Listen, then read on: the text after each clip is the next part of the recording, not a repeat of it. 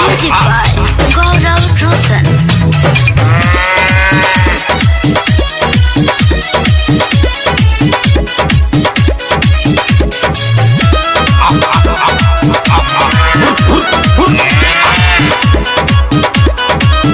पहले रनी स्टार अब बेकार भईनी होता इनकम ना बेरोजगार भईनी।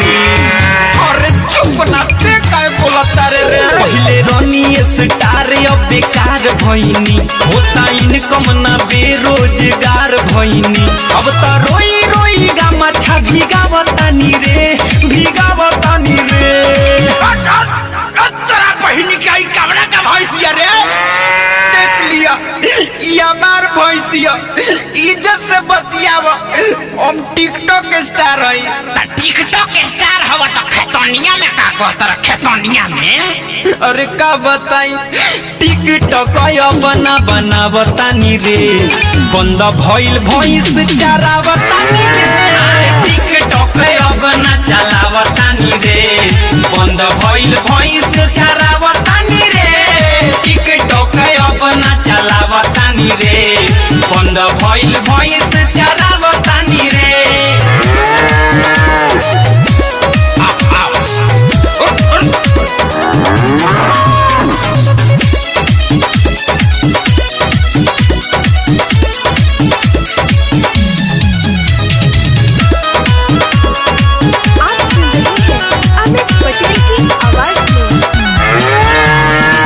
कहाँ कमाएंगे काथी रे खाएंगे बढ़ल बापर सनिया रे।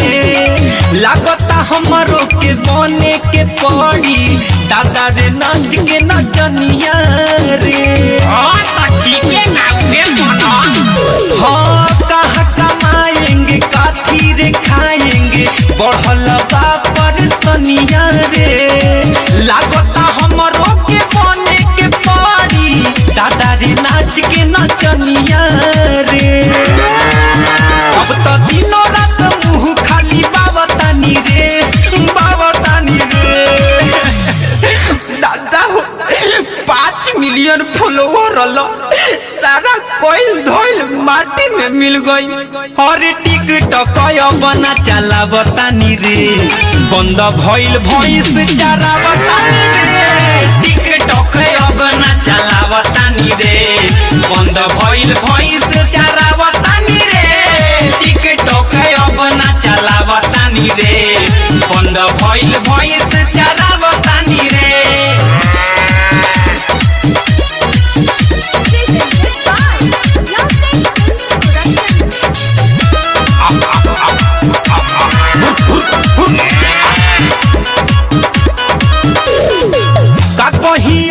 रे उठता बहुते दर्द हमारा भीतरिया रे। लागता यो सही चरावे के परी जिंदगी भैंस बकरिया रे। अरे मर्दे पियाई तो खोसिया हमारा के दियो। का कहियारा रे उठता बहुते दर्द हमारा भीतरिया रे। लागता यो सही चरावे के परी जिंदगी भैंस बकरिया रे। तो दुख दिल के ही अपना बतावतानी रे बतावतानी रे।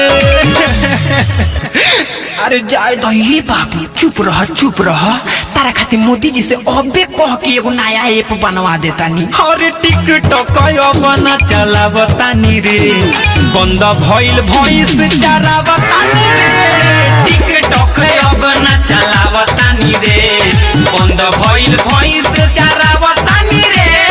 टिकटॉक बना चलावतानी रे बंद भइल भैंस चरावतानी रे। पहले रनी स्टार अब बेकार भईनी होता इनकम ना बेरोजगार भईनी। अब तो रोई रोई गामा छा भीगावतानी रे भीगावतानी रे। अरे अमित भाई अब जवान भाई तवन भाई का टेंशन ले थवा मर्दे। चला हमरा साथे दिल्ली वही जे पंचर साटल जाई ना तो अंडा बेचल जाई। बाग तोरा बहनी के हर टिकटॉक बना चलावतानी रे बंद भइल भैंस चरावतानी रे टिकटॉक अब न चलावतानी रे बंद भइल भैंस चरावतानी